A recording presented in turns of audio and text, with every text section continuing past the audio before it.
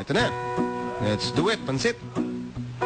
Bakit single ka pa? Baka ikaw ito. Ito lang naman baka lang naman ikaw. Kung hindi, baka meron pang ibang dahilan. Bilang ganun. Kailangan yung talaga. Kailangan I've been so alone all my life. Hiding inside myself. Okay. Bakit single ka pa?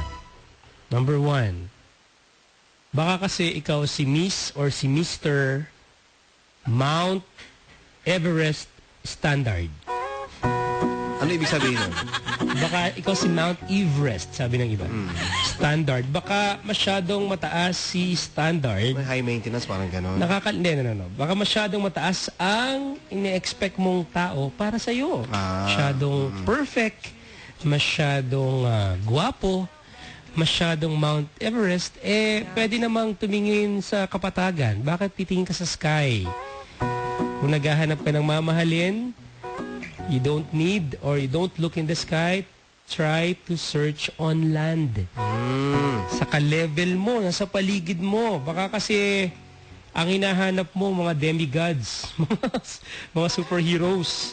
Tao lang po sila. Lahat may makikita kayong flaws, may makikita kayong negative.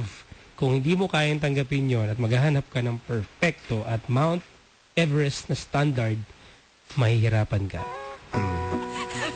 Di ba maraming ganyan? Kasi gusto ko kasi ganito, ganyan. Ang gusto ko may-ari ng ganito, tapos malaki ang tapos savings yon, sa bangko, tapos gusto niya may kotse, may ganito, tapos gusto ko perfect yung family, God-fearing and everything. Condominium, tapos di ba, kompleto lahat, mayaman. Mayaman, ganyan. Gusto ko yung stable, parang kabayo, ganyan. Stable.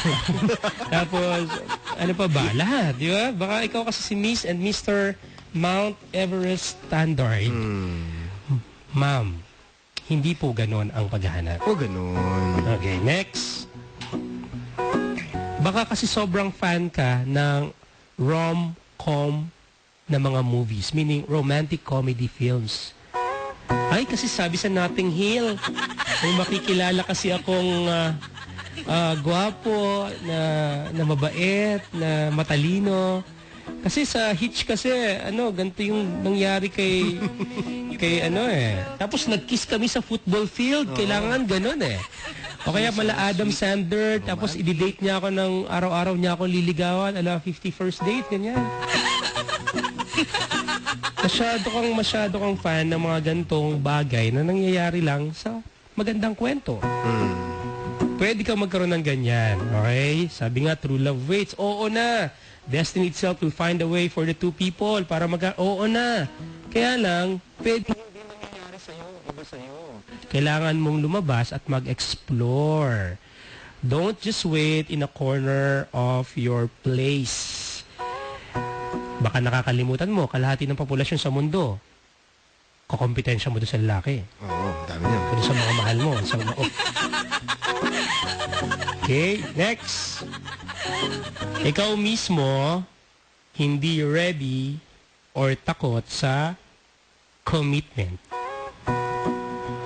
Feeling mo kasi being in a relationship is a full-time job. Adjust dito, adjust doon. Paano ko na magagawa yung ko?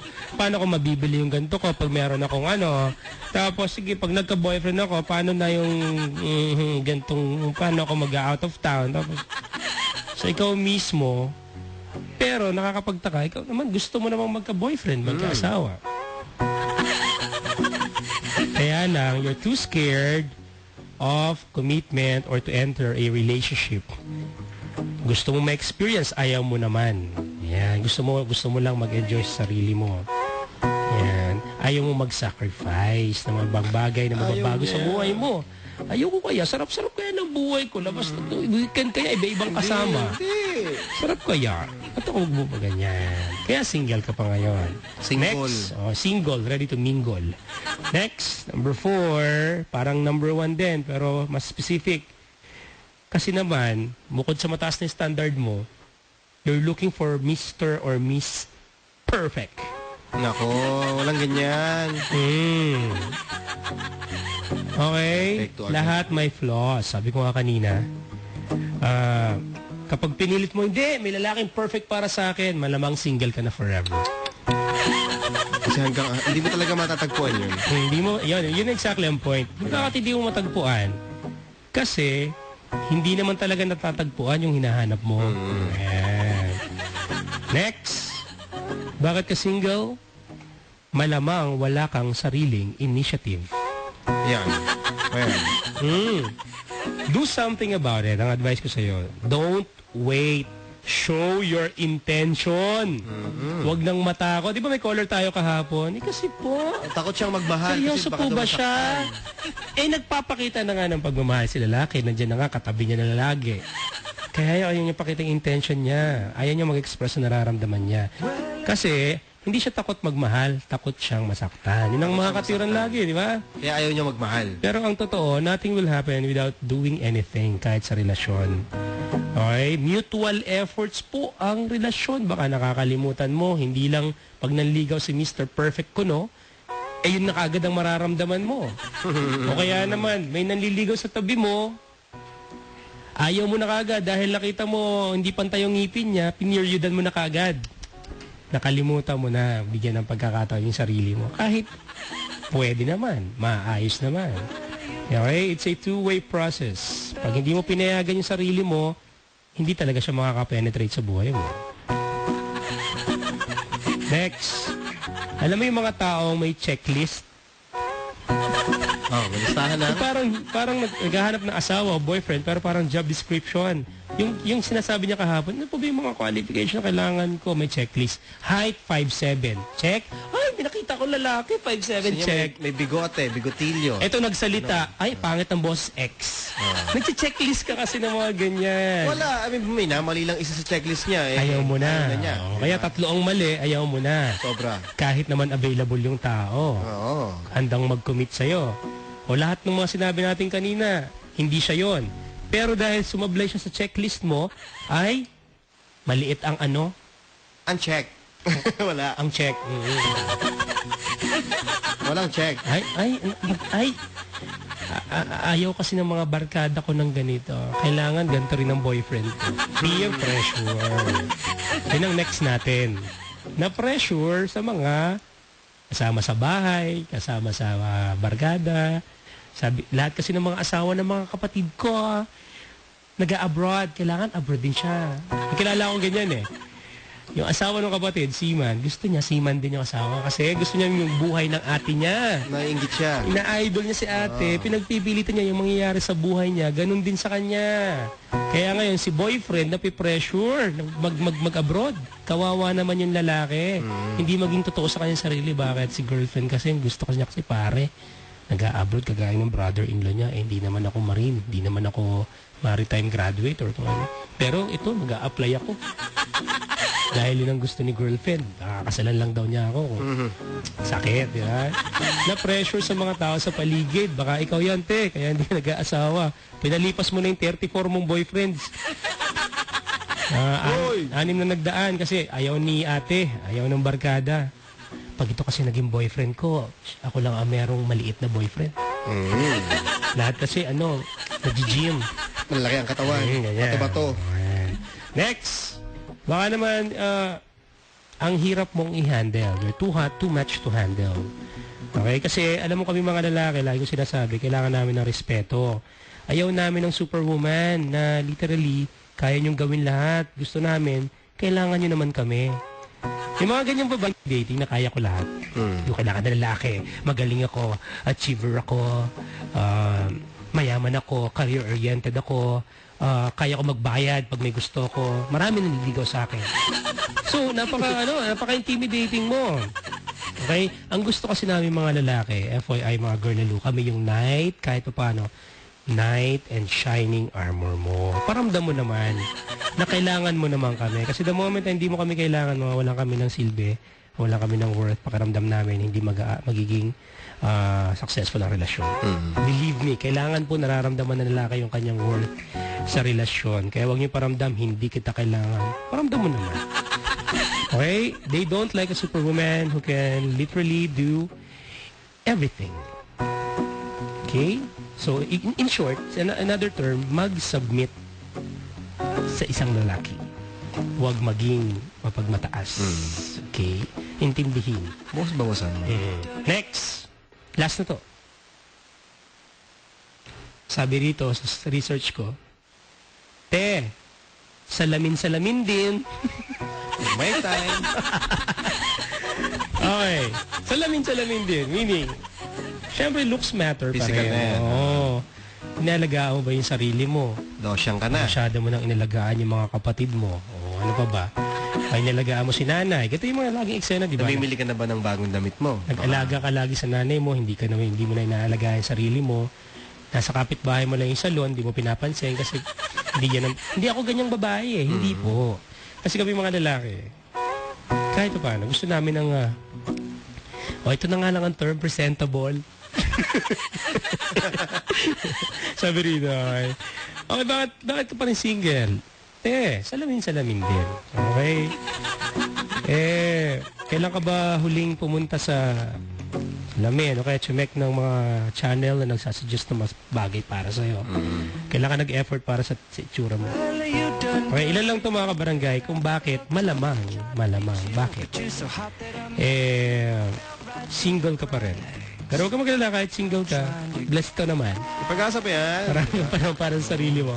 Tapos soon makakita ka ng tao kasi lalabas ka na, mag-mirror ka na, hindi na Mount Everest yung standard mo, tatanggapin mo na ganito, hindi talaga perfect ang mundo, ang tama makikilala mo, kakanta ka na ng You Are the Love of My Life. Kasama si Tibo. Si Tibo Bryson. At si Roberta.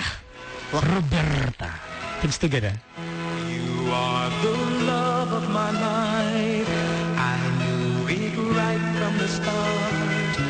The moment I looked at you, you found a place in my heart. You are the love of my life. You give me reason to live. You taught me how to be strong. With you is where I belong. No one's ever touched me quite the way you touch me. People search a lifetime to find what we have. You are the love of my life. One thing that's good in this life.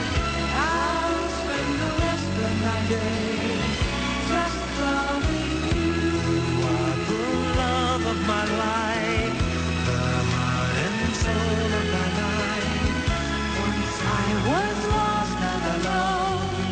With you at last I am home.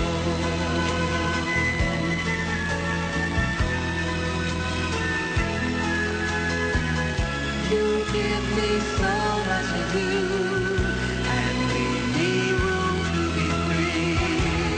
No one's ever touched me quite the way you touched me. People search a lifetime to find what we have. You are the love of my life. One thing that's good in this life. And in a world full of change, one thing I'm sure of, you are the love of my life. One thing that makes sense in this life. I'll spend the rest of my days just loving you. You are the love of my life, and I thank God I'm alive to spend my lifetime with you. You are the love of my Hi, this is Joyce Ching. Hi, this is Joanna Marital. Hi, this is Thea Tolentino. Hi, this is Diva Mandalaba. Hi, this is Max Collins. Hi, ako po si Kim Rodriguez. Hi, this is Sheena Halili. May problema ka ba? Ito pa pa na. Barangay Ellis 97.1. Barangay Ellis. Tugsugan na. Talk to Papa.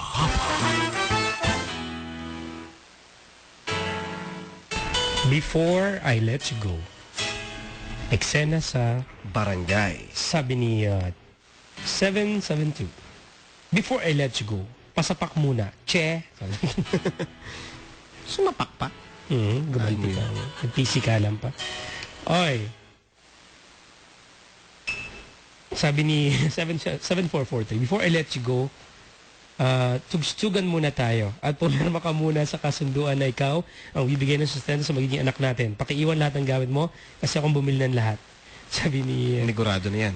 Joanne ng Antipolo. Maraming salamat. Thank you. 3424, before I let you go, kaya mo na bang maglakad? Kaya mo na bang mabuhay mag-isa? Kausap